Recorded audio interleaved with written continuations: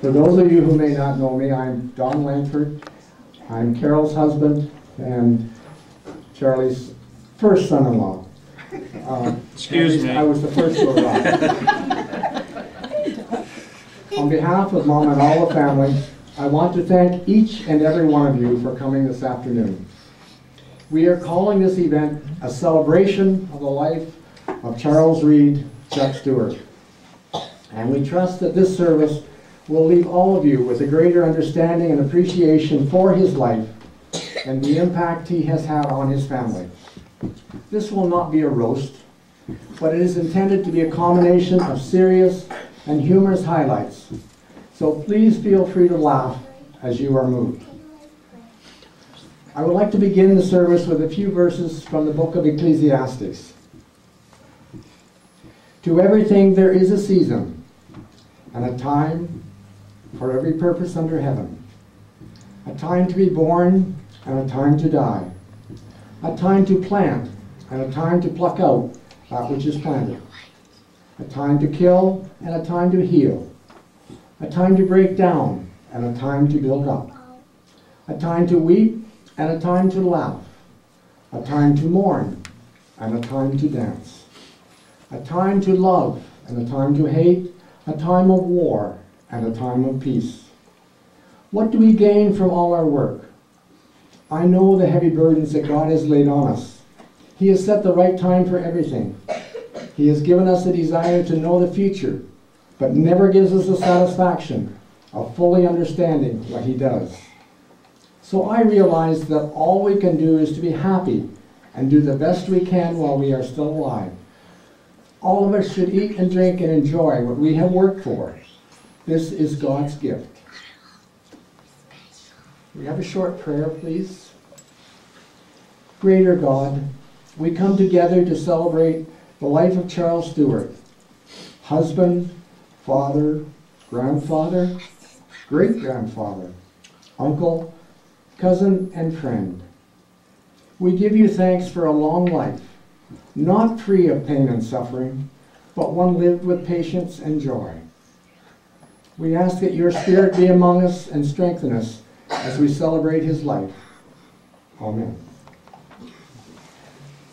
I'd like to ask Alan Langford to come and read the 23rd Psalm for us, please.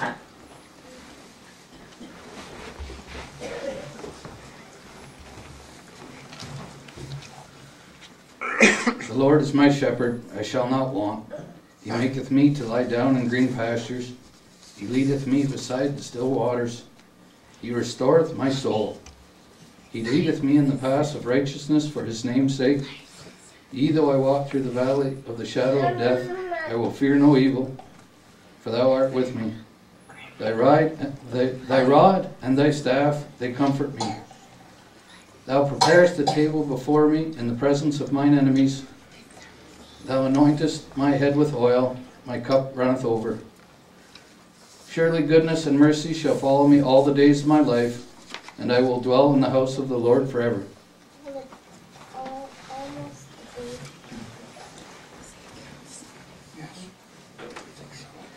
I've been asked to give a brief chronological resume of Dad's life, touching on his several vocations. He started off life as a farmer, became an Air Force mechanic and instructor during the Second World War, then a hardware store operator, then a real estate broker, and finally a retired gardener. Not so retired, but still very much a gardener. I'm planning to do this by highlighting some of his more popular stories. For those of us who knew Charles Stuart well, we know one thing he could do extremely well and was to tell a good story. Factual, mind you. So one of the stories that comes to mind when he was young and on the farm was digging the family well by hand in 1934. He and his brother Ray used cement rings for a casing and dug to a depth of 34 feet. You have to remember that's in Norfolk County sand, so it's not quite the same as Lambton County clay, but they got there. His dad then traveled to Galt to purchase the pump from a cousin who operated the McDougall Pump Company. That pump and well are still operating on the farm today. Then there was the family's first car, a 1914 Rio. That's spelled capital R-E-O. His dad bought that in 1916, was made in Lansing, Michigan, and eventually that company became the employer of his brother Red. And we've got a connection to that plant here today in the Red's dog. And of course, we all remember his precocious driving experience when, with the agreement of the local chief of police, he took his family's milk and the neighbors, along with 2 neighbor children, to Simcoe High School. There were no buses in those times, of course, and it was too far to walk. He often said, it was okay as long as I drove directly to the school and then back home. Then there was the story about driving neighboring students on his first trip to Toronto and having to change a flat tire en route. And oh yes, his dad bought him his first car, a Model T Ford, in 1926 for $99. A highlight of his elementary school time was being accelerated twice in one school year. A high school career highlight was returning to Simcoe High School to teach math the year following his graduation. He also attended Bay City College in Michigan, where he studied engineering for 1 year. Family financial constraints cut his time as a student. He returned home to the farm to work alongside his brother Ray as they tended to the peach, cherry, and apple orchards and the strawberry patch, selling berries for jam to the local jam factory for pennies a pound, transplanting acres of berries by hand, and subsequently hoeing them throughout the growing season. During his last visit to the farm 2 years ago after his 100th birthday, he recounted that they had sold sweet corn from the field down there by the road to a middleman from Toronto for 8 cents a dozen. And then he promptly doubled his money by taking them to Toronto and selling them for 16 cents a dozen. He enlisted in the Air Force and found out he was too old to become a pilot. So he was off to boot camp in Brandon. Then he became an instructor in engine maintenance. He was promoted from St. Thomas at Brantford to a fateful move to the aeronautical school near Montreal.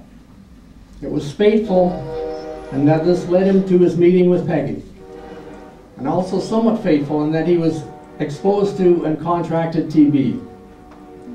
He eventually overcame the TB, but never completely recovered from his encounter with Peggy. Chuck took pride in everything he undertook, but often noted that he was the most proud of all his efforts, the ones he made in repairing airplane engines during the war and in training others to do the same. Following his discharge from the Air Force, he purchased a hardware store in Vankleek Hill. Many were the challenges of stocking and selling the most desirable items. Buying on credit in the beginning, but always paying on time.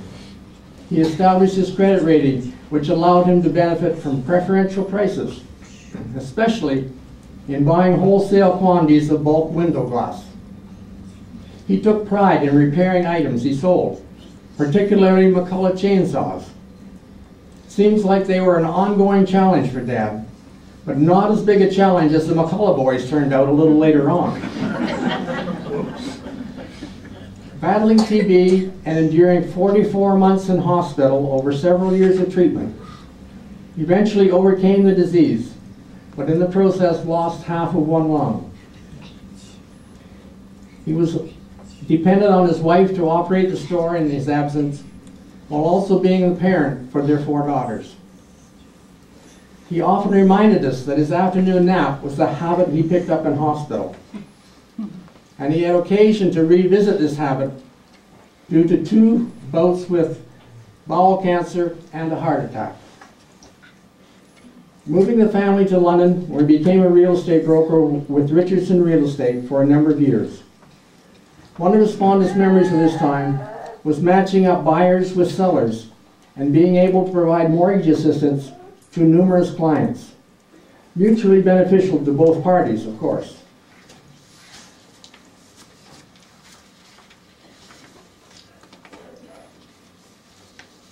There seems to be a page missing. Retiring from real estate, he returned to his roots as he became very actively engaged in berry and fruit production on our farm in Kerwood. Craig, would you like to come and read for us now, please?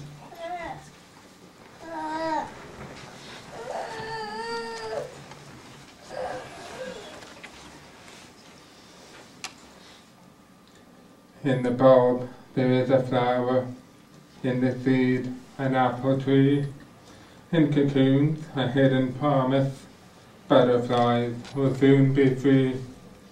In the cold and snow of winter, there's a spring that waits to be unrevealed until its season, something God alone can see.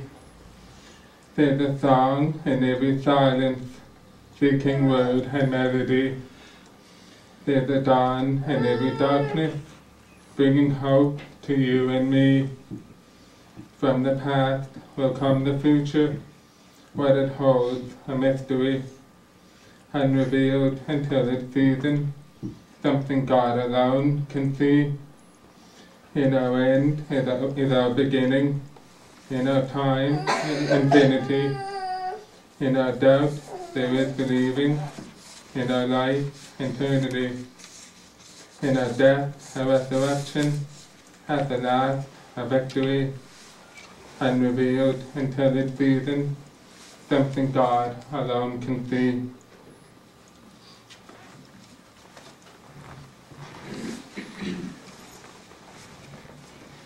Wendy and Carol, would you like to come and share some memories with us, please?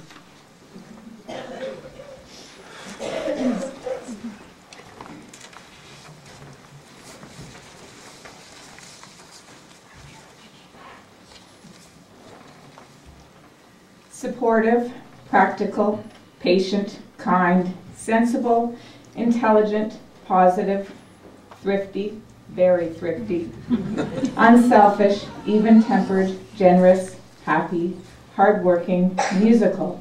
These are all the words I would use to describe my dad. I'm the youngest of the 4 daughters, and my name is Wendy McGregor. I guess I would have been standing before you as Bonnie McGregor, since Bonnie is the name my mom chose for me. As was not often the case, my dad overruled her on this one because growing up he had a horse named Bonnie and it just didn't seem an appropriate name for his baby girl. So Wendy it is. My dad was first and foremost a devoted family man. From a very young age I remember regular trips to Simcoe to visit Grandma Stuart, his sister Alice, and his brother Ray on the farm. We even had a few long-distance trips to Flint, Michigan to visit his other brother, my Uncle Red. I guess that explains the hair color I was born with. Notice how carefully I worded that. I'm sure my sisters would agree that some of our fondest childhood memories happened at our summer cottage in Denani, Quebec. On the way there, Dad would always stop at Lowe's Dairy for ice cream cones. Once we headed into the Laurentians, Dad used to drive a little faster over the hills than Mom would have preferred, just to hear all of us squeal with delight at the feeling in our stomachs. It was always a special treat when Dad would let us ride in the trailer behind the car. Those were the good old days. Growing up, Dad was a devoted father. He got up early 5 days a week for 5 years to drive me into band practice for 7 o'clock every morning. He never missed my piano recitals, Kiwanis competitions, band and choir concerts. He never spoiled me, in spite of what the rest of the family would say. But I never wanted for anything. He was always generous, funding my piano lessons, music camp, a trip to Mexico with my high school Spanish class, and a beautiful shiny new saxophone, which he felt I needed before I went to the Faculty of Music, which he also paid for. While attending Western, Dad usually drove me to class, and he never, ever passed a hitchhiker without offering a ride. Dad was a storyteller, a cat lover. He was the best Mr. Fix-It in the world. He could hit a baseball a mile. He was a master at darning socks. And he always enjoyed a good joke. He and Mom were a great team, whether it was working together in the gardens, canning throughout the summer, or doing the dishes. Quite an unusual chore for a man living in a house full of women. Our house was often filled with music, Dad playing the piano or listening to Lawrence Welk or Perry Como. I soon found out that Dad was a real softy at heart. I can't tell you how many times over the years I heard him say, "We're not having any more pets." During my lifetime alone, we had Fluffy the cat, Champ the spaniel, Seymour the cat, Scamper the beagle, and his beloved Murray, who was Dad's constant feline companion for over 18 years. One of my favorite memories of Dad is the day I was teaching in the East End of London and my car ran out of gas right at the intersection on Clark Road. Sheepishly, I called Dad to see if he would bring some gas. He did not complain, yell, scold, or even tell me how stupid I was. He just came and quietly filled my tank and sent me on my way. I always appreciated that he never vocalized what I'm sure he must have been thinking. Thank you, Dad, for giving me so many happy memories. Thank you for being such a good provider. Thank you for giving me your gift of music.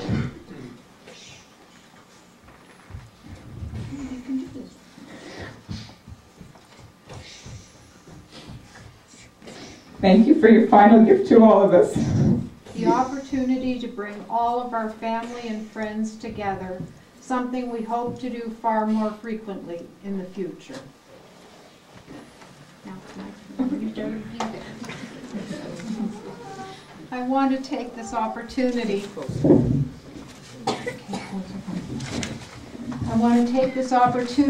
to thank everyone for coming today. Dad would have been so proud to see so many of you. Your presence means so much to Mom and all our family. Today is a celebration of a life well lived, 101 years and 7 months to the day. What an accomplishment. Any of you who knew my dad knew that he loved to tell stories of his early life. What fascinating stories they were, for they were about a totally different era. Horse-drawn equipment, Rio and Model T cars, a home with no hydro or central heating or indoor plumbing, driving the family car at 12 years of age, teaching high school math at age 16, and on I could go. As you know, genetics do get passed on, so maybe you should get comfortable while I tell you about 101 years of living. No, I better not. My mom will shoot me. She already said to keep it short. This afternoon, we would like to share our memories of Dad, memories that define the man. Unlike Dad, my memories of my early years are somewhat hazy. One of my earliest memories of Dad is visiting him on the lawn of the Ottawa Sanatorium, where he spent a number of years battling TB that he had contracted while in the services. My most vivid memory is only being able to hug, not kiss him, when we said goodbye. In the early 50s, I came home for lunch one day, and Mom wasn't there. Lucille, the woman who helped Mom out, said she'd gone to Ottawa to visit Dad. I knew that wasn't the case. I argued with her for some time until she admitted that Dad was having surgery that day to remove part of his infected lung. At that time, I didn't know how risky the surgery was, but I did know it was serious. Listening to conversations through the heating register in Mom and Dad's bedroom was a great way to gain information. The next few days were worrisome, to say the least, but within that year, my dad was finally home for good. Dad valued education, and he was always willing to help us with homework. He was a whiz at math and usually able to explain our math hang-ups. Of course, there was always an exception, and that was me. He spent hours trying to teach me algebra and geometry. Unfortunately, I wasn't blessed with his mathematical abilities, and he finally had to admit defeat and hire me a tutor. Fishing was an activity that Dad really enjoyed, and he instilled that love in me. We spent many evening hours out on Boyd's Lake trying to catch the big one. Earlier in the day, we would go digging for worms. Then after supper, head out to our favorite spot to see what we could catch. Lois liked to go too, but she was a pain. She didn't like to put the worm on the hook, and if she caught a fish, she wouldn't take it off. Dad never said anything. He just patiently baited the hook and took the fish off when it landed in the boat.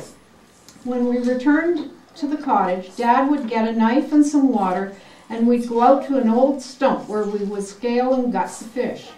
They would be salted, wrapped in wax paper, and put in the fridge for breakfast the next morning. Although she wasn't a fish lover, Mom always fried up the bass for breakfast. It wasn't very long before Dad decided that if I was going to fish, I needed to know how to clean the fish I caught. Under his watchful eye, I cleaned the fish, and before long that became my job whenever we went fishing. One funny fish story we often share was the day Lois had a loose tooth that needed to be pulled out. Dad got a pair of pliers and quickly and efficiently pulled out the tooth. Lois, however, was not so thrilled. Dad had used those same pliers to hold the tips of some fish that he had cleaned and hadn't bothered to wash the pliers. Need I say more? One vivid memory I have was when I caught the German measles. Dad was going to take the train to Simcoe to visit family. Because I wasn't really sick, he decided that I could go with him. Mom took us to Cornwall to catch the train to Hamilton. I had a great time meeting and playing with some kids on the train. Sure hope they didn't catch the German measles. Dad's sister Alice met us at the station and drove us to her home. We spent several wonderful days visiting with Grandma and Alice, and of course my Uncle Ray and his family, who were operating the farm where Dad had been born and raised. In the late 50s, Dad and Mom decided to sell the hardware store and move to London so there would be more educational opportunities for the girls. Shortly after moving to London, Dad took us on a tour of Kellogg's. He wanted to impress on us the importance of getting a good education. He said if we didn't work hard in school, we could work on the line at Kellogg's. Dad didn't have to worry. He and Mom had passed along the genetics and the work ethic that enabled all four of us to pursue post-secondary education in the fields of our choice. On my 16th birthday, I was encouraged to get a beginner's driver's license and learn how to drive. In this case, Mom was the teacher, not Dad. After I got my permanent license, Dad stepped in to say that if I was going to drive, I needed to know a few basics on car maintenance. Checking oil levels, checking the rad and never when it's hot, checking tire pressures, and then of course how to change a tire and jump a dead battery. I mastered most everything but the jumper cables. However, the other man in my life managed to convince me to overcome my fear of jumper cables, and now I'm almost a pro. Thanks for the maintenance lessons, Dad. They've come in really handy over the years. After our marriage, Dawn and I went to North Africa for 3 years, and we were so delighted to have Mom and Dad come for a visit. We picked them up in Algiers and drove out to Constantine, an all-day trip. Dad couldn't get over that everything shut down for 3 hours a day over the midday. We tried to explain that it wasn't laziness, but that it was so particularly hot during the summer. Dad said that he'd spent hours planting acres of strawberries in the hot sun. Well, it wasn't too long before Dad understood what we meant by hot. Low 40s every day, no clouds, just blue sky and that big yellow sun. One weekend we took them tenting at the beach. If you know my dad, you'll know that beaches and water are not his thing. However, that weekend he spent a great deal of time paddling in the Mediterranean and lounging in the shade of our big white refugee tent. When we decided to come back to the farm in 1974 and build a new house, Dad laid out the plan for an orchard and a garden, which of course included strawberries, raspberries, and rhubarb. He helped us plant all the fruit trees, apples, pears, plums, peaches, cherries, apricots, and then of course he spent many hours tending them. Through his 70s, 80s, and 90s, Dad and Mom, or sometimes just Dad, could be seen in the garden hoeing, rototilling, pruning, or spraying. He was the talk of our concession, as into his 90s he would still come out and hoe for a couple of hours. Every fall, under Dad's supervision, we would pick and sort our apples. Of course, Dad liked to help pick the apples, and a few years ago, when Mom was in the house, I turned around to see Dad perched at the very top of a very tall ladder.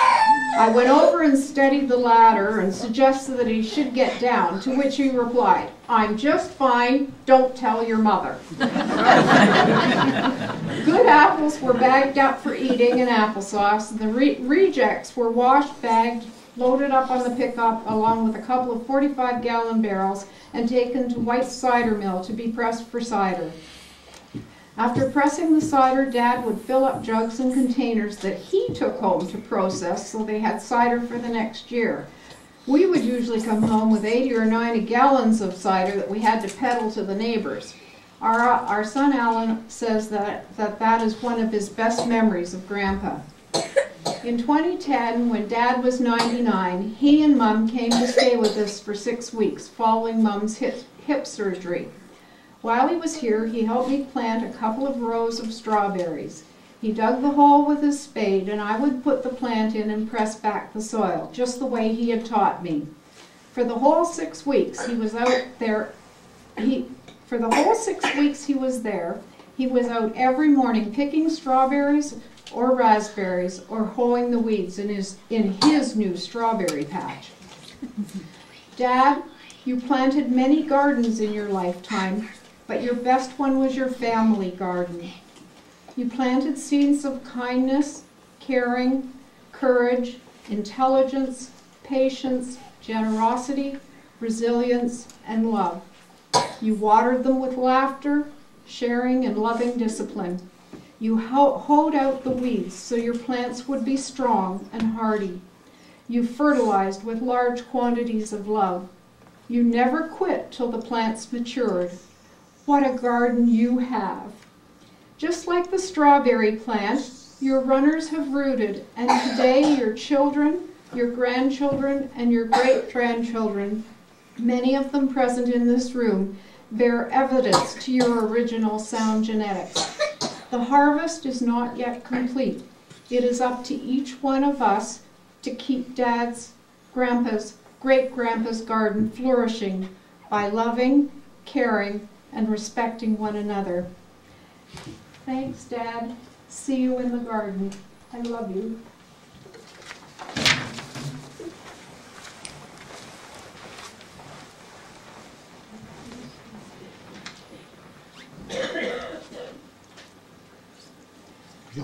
Also some family members who have some memories that they would like to share. John McIntosh, a nephew. He's looking the wrong way.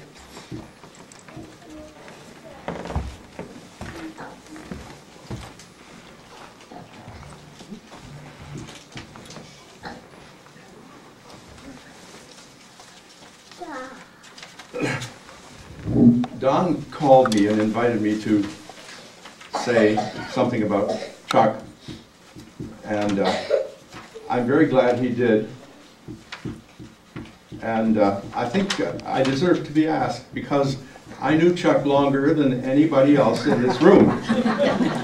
I was born in 1932 to his sister, the Alice that you've heard people speak about. And I've known him ever since then. Our relationship was a strange one in this way. He was my uncle, but I was brought up to call my three uncles just by their names, Ray, Chuck, and Bob. I never called him Uncle Ray or Uncle Bob, ever. And so it was almost as though we were brothers. He was indeed my uncle, but in some ways he was a surrogate father to me. My father was a whole generation older than my mother, and I was born when my father was 52 years old. So he was really more like a grandfather. And he was anything but a Mr. Fix-It. Absolutely helpless with a hammer. I don't think he could ever have pounded a nail in straight. And faced up with a wrench for whatever reason, no way. My dad was a superb barber.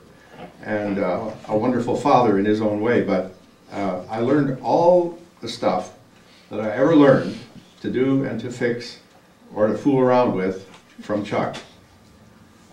2 or 3 things. My very first memory of him, I can't conjure up anything before this. I know I was a young kid, think single digit, I can't tell you just which year or how old I was. I do know that they already had the water system in the house. Anyway, I stayed out with the Stuart family one night all by myself. And the next morning, we were in a bedroom upstairs, the 3 uncles and me, and you could hear banging around going on downstairs, and it was my grandfather starting up the fires. And he made no attempt to be quiet about it. I think he was intentionally waking people up. When he had the fires going, he opened the door that went up, was at the bottom of the stairs, again quite noisily, and yelled out just this: "Ray, Charlie, Bob, come." Just that one word, come. And we did, they did, and of course I was with them. And I saw, when I got dressed and got down there, Chuck was already down, and here they had running water in the house. They did have a bathroom. Mind you, there were, what, 5, 6, 7 people, I guess.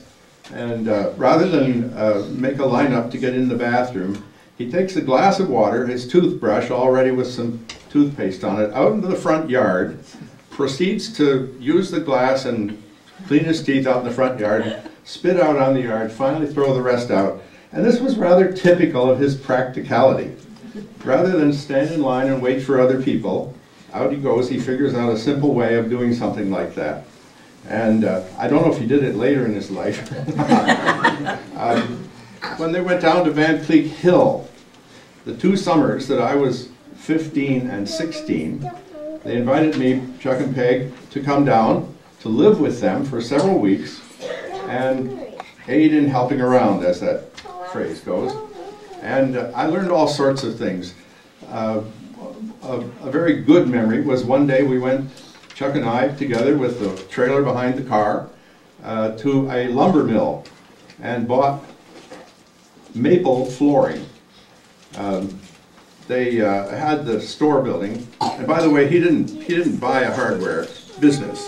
He moved into an old building and started the hardware business from scratch. And anyway, we came back and began to lay hardwood floor in the second half of the house, which was next door to the house that Chuck and Peggy were living in. And a vivid picture in my mind is when we pulled off a baseboard, all of the studs in the wall had been chewed off so that the rats could have a very nice pathway. And then one of those days I was sitting at breakfast at the table, and all of a sudden the cellar door, which was just there, opened.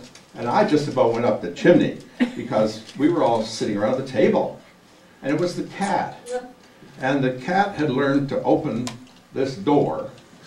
And of course, he or she, I don't remember what gender the cat was, but it had a big rat in its mouth. And so it took a while to get those creatures out of there. I also went with them to the cottage and just lived as if I was their son. And that was really great. The year that I was 16, while I was down there, they decided to go back up to Simcoe to visit the family. And I stayed there all alone. And I think I matured a lot that week. It was I was about 400 miles from home. I was absolutely alone. I knew not one single person. And to be trusted like that was something that was incredibly significant in my life. I jump ahead to when Di, my wife, and I got married. And Chuck and Peg, between them, offered us the cottage if we wanted to go down there and spend a few, this was September, if we wanted to go down and spend a few days and essentially have our honeymoon at the cottage. And they said that would be their wedding present to us. And that was just marvelous. But before we went, Chuck presented us with a little booklet, handmade in his very distinctive handwriting, quite a few pages. And the title was what to do when you don't know what to do. Think about it. For newlyweds, the thing that crossed our mind was, lessons in sex text. But that isn't what it was. It was how to run the cottage, how to make the water system work, and how to deal with the oil heating stove and that sort of stuff. When we came to move to London in 1962, the Stuart clan were already there. Chuck was in the real estate business, so he found our house for us. And lo and behold, it was only about 1.5 blocks away from theirs. It was just down the street and around the corner. So he was very close at hand. And the phrase, "call Chuck," just came out. Every difficulty, I don't know, anything that happened, what do? Call Chuck. And he and I went one night. We had very little money, and he had seen a notice for a sale that said they had a couple of lawnmowers at this. It was an auction. And he picked me up, and we went out, I think it was out in Lambeth, to this auction. There was an old beat-up gasoline-driven lawnmower. And when the auctioneer tried to get an opening bid, I said $5, and that was it. And we got the lawnmower for the $5. We took it home. He came to our place, and in our garage, he fooled with it a while, took the spark plug out and cleaned it and did whatever else, wound the cord around it, and gave a yank. And lo and behold, the damn thing broke into the most uproarious racket you've ever heard on the very first pull. And it was just Chuck. He was absolutely magical with gasoline engines. He understood them. He's tried to explain to me the difference between a 2-cycle and a 4-cycle engine. And sorry, it has never clicked. But he sure knew that one. He also gave us the very best piece of financial advice we ever had. We lived in this house on Coombs Avenue. I had a sabbatical and was going off to study for a year. And we asked him whether we should keep the house, and we wanted a bigger house when we came back, hopefully with a smaller yard with less grass to cut for me. And anyway, he said he thought maybe there'd be a price rise during that year, so we should keep the house and rent it out and sell it when we got back the next year. It was the best piece that ever happened because house prices went up 20% that year. And we made some money on the house that we wouldn't have had otherwise. Di and I now live in Goderich, and I have a poem that I'd like to share with you. A friend of ours showed us this poem, or taught it to us, or presented it to us quite a lot of years ago in London, and it means a little more living in a town that is a port, and we take great delight in watching the big freighters come and go, some of them 1,000 feet long. And in any case, I just want to end with this. It's entitled, "Life is Eternal," and unfortunately the author is not known. I am standing upon the seashore. A ship is at my side, spreading her white sails to the morning breeze, and starts for the blue ocean. She is an object of beauty and strength, and I stand and watch her until at length she hangs like a speck of white cloud just where the sea and the sky come down to mingle with each other. Then someone at my side says, "There, she's gone." Gone where? Gone from my sight, that's all. She is just as large in mast and hull and spar as she was when she left my side, and just as able to bear her load of living freight to the place of destination. Her diminished size is in me, not in her. And just at the moment when someone at my side says, "There, she's gone," there are other eyes watching her coming, and other voices ready to take up the glad shout, "There she comes." Thank you. Thanks, John.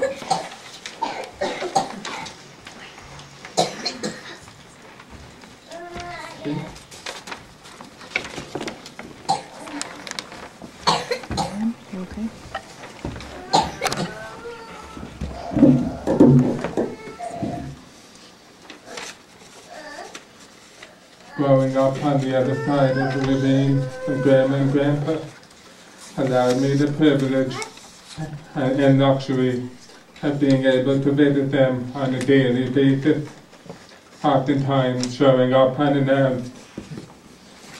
I have always felt blessed to consider Grandma and Grandpa was my second set of parents, while Grandma was the one that I was mostly involved with. I do have many fond memories of Grandpa. Grandpa and I had what you would call a different kind of relationship. We never communicated a whole lot, and as a younger child, I often wondered why that was. As I got older, I eventually realized that this was due to Grandpa having difficulty understanding me. Apparently we deaf people talk funny or something. This went both ways, however. Grandpa was a tough man for me to understand as well. When he would decide to give me a recap of World War II for the 97th time, or tell me yet again about how he used to cut wood by hooking a saw up to his Ford Model T, it was all I could do to follow the stories in order to understand him. But what I wouldn't give to be able to hear those stories one more time.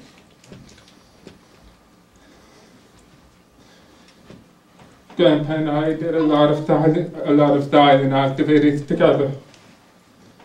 We loved to watch The Price is Right, Wheel of Fortune, WWF Wrestling, and Blue Jays baseball on TV. I would often help him stuff clown noses for Uncle Don while sitting on the couch. I remember as a young kid, probably around the same age as my daughter Alyssa. I couldn't have been any older than that, as it would have been too fast for it. Every time I was over to visit, Grandpa would always insist on giving me a ride around the basement in his little red wheelbarrow that he had. He was very meticulous, even in his later years, in keeping the grass cut and the snow shoveled, and I always loved helping him out with that. Eating meals with Grandma and Grandpa was always fun, especially when a packaged food item, such as ice cream, became empty. Grandpa would immediately cease eating, open the container right up so that it was lying flat on the kitchen table, and with a knife, spatula, or just a trusty tongue, would go to work and ensure that there was not a single speck of food left on that container before it was rolled back up to a fraction of its size and discarded. This, of course, drove Grandma right up the wall. As we all know, Grandpa never liked to waste anything, especially food. The first time I brought my wife Lindsay over for dinner to Grandma and Grandpa, corn on the cob was being served for supper. Lindsay just happened to be sitting beside Grandpa at the dinner table. After Lindsay ate her corn, she set what she thought was the eaten cob on her side plate and continued on with her meal. Out of nowhere, Grandpa picked up Lindsay's discarded cob and started eating it. Apparently, Lindsay had missed a few kernels of corn on the end of her cob. Welcome to the Stuart family, Lindsay. Grandpa has taught me many values over the years, both moral and financial. He has been someone I have always looked up to, and whose work ethic I have always admired. Grandpa was an incredible family man, and he is going to be missed. I can take solace in the fact that Maya can now have a great grandfather with her. Goodbye, John.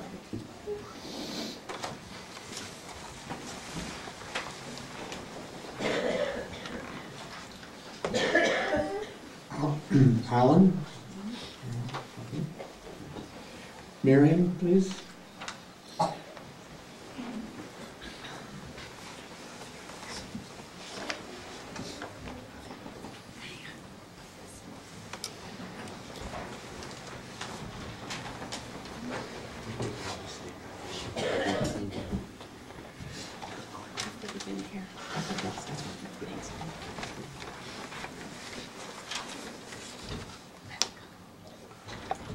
Good afternoon, everyone. Good afternoon, everyone. My name is Marion Stuart, and I am from the Ray and Jean tributary of this family. You've heard the name Ray a couple of times. He was my dad. And now you know why I wanted to go first, because I'm going to start to cry. They got me all set up, Dawn. Thanks a lot. But anyway, that's fine. And it is indeed an honor to have been asked to speak here this afternoon. To begin with, I'd like to read to you a tribute to Uncle Chuck from our cousin, also named Chuck Stuart, who hails from Worcester, Massachusetts. And he says, I'm just going to read it to you. I am the second Charles Stuart, named after our beloved Chuck, whom we are honoring today. Living in Michigan, we drove to Grandma and Grandpa's farm near Simcoe every summer. As little children, we each got to sleep with an uncle. I got the best one, Uncle Chuck. Being my favorite uncle, Chuck offered me a rich relationship full of learning, including me in an array of the farm chores, such as feeding the horses, picking the best strawberries I've ever eaten, driving in a trailer full of berries being carted to the cannery in town, feeding chickens, slopping pigs, and being intrigued as I watched him and Grandpa milk the cows. I asked him one day if he didn't hurt the cows, pulling on them as he did. He suggested that I try it, and I was fascinated. And the cow didn't complain. The cats would wait around the milking area, and every now and then Chuck would point a squirt at one of the cats. They were good at catching that squirt. When I was 7, I found a stray nest of eggs. To surprise Chuck, I put 2 of them in my pocket, planning to see him in a while. When he appeared, and I ran to him in excitement to give him the surprise. But, alas, when I reached for the eggs, the surprise was on me. As the youngest child, I was often teased, which didn't make me feel very good. But not Uncle Chuck. He encouraged me to learn tasks, to not worry about mistakes, to be proud of myself, and to pursue education. He and Peggy were proud and happy, and they congratulated me when I completed my PhD. So now, at age 85 myself, I do not lament the passing of this wonderful uncle. Instead, I proudly celebrate the 100 years of contributions he made to me, to his family, to his country, and I'll cherish these moments for the rest of my life. That's what Chuck said.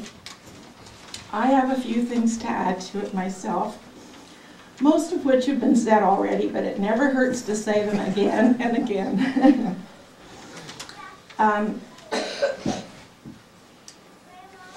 I feel that the famous saying, "he was a gentleman and a scholar," is a very accurate way of describing this individual. He was extremely brilliant, having completed high school by the age of 16. He was a great family man, an astute businessman, and was both generous and thrifty all in the same breath. Uncle Chuck was a great lover of animals. Our dog Kaylee certainly felt this way when she would lie down near him and rest her chin on his foot. And he would say, well, you know, Marion, she's mine now. And I say, no, she isn't, but I'll find you one if you like. Anyway, and like Wendy said, he was very musical. He was he had a huge appreciation for the arts. And like you said, he'd come to hear you play every time. Well, he came to hear me too when we did the recitals at Western. And he even sat through my master's recital. Good for him. He was really good about stuff like that. Very encouraging. He had a very long, full life, and he will be missed. Well done, good and faithful servant. Thank you.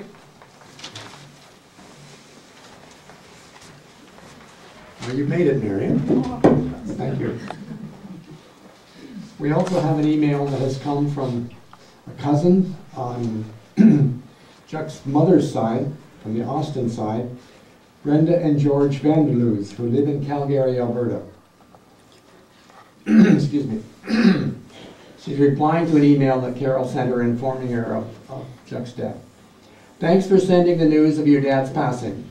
I came across the date for your dad's 100th birthday celebration and was thinking of him and your family this past Wednesday and Thursday, just before your email came. Isn't it amazing how we sometimes make connections even though one is many miles away? Chuck had amazing memory for family folklore and names. That was still so evident when we joined you for the celebration in 2011. Please pass on our sympathy. He will be greatly missed. At the same time, we all rejoice that he had such a long and healthy life. I'm sure it was in some part due to his daily walks. Love to all of you. We'll be with you in spirit on March the 3rd as you celebrate his life and memory.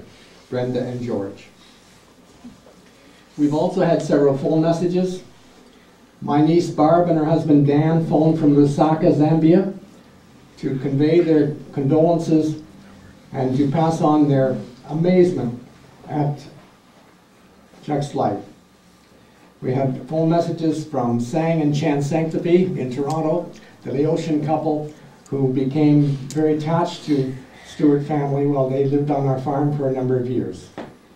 And I'd like to read a couple of writings that great-grandchildren have written.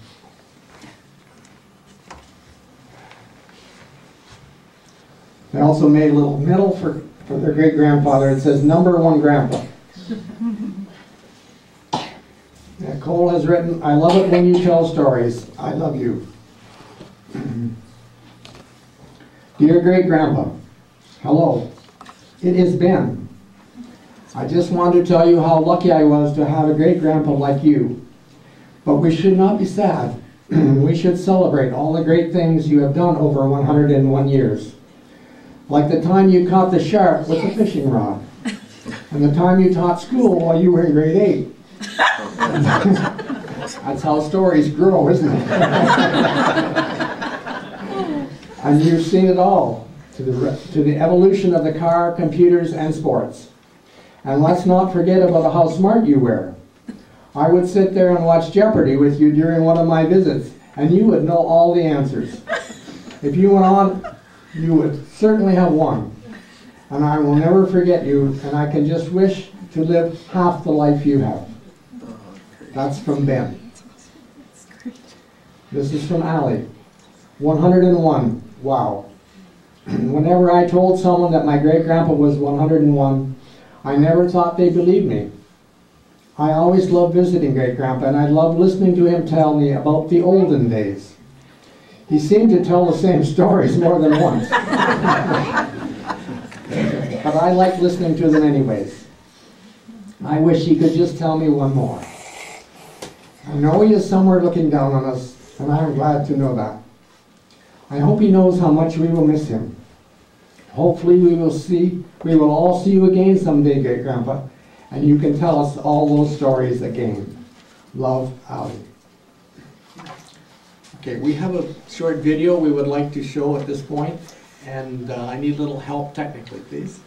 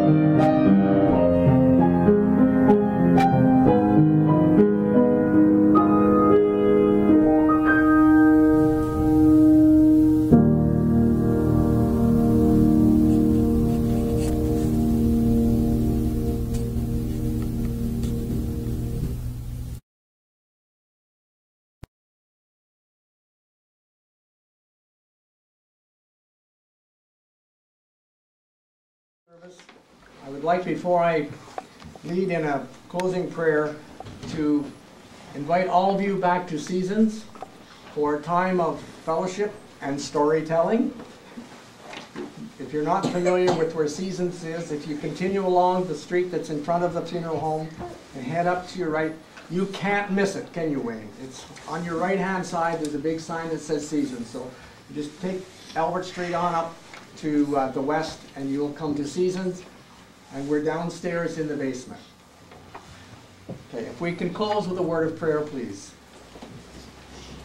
We give thanks for this opportunity to gather in family and community, to say our goodbyes to Charles Chuck Stuart, but especially to share our memories and so support one another in the days and years ahead of us. Let us now go in peace, committed to sharing this sense of love and commitment to each other. Amen.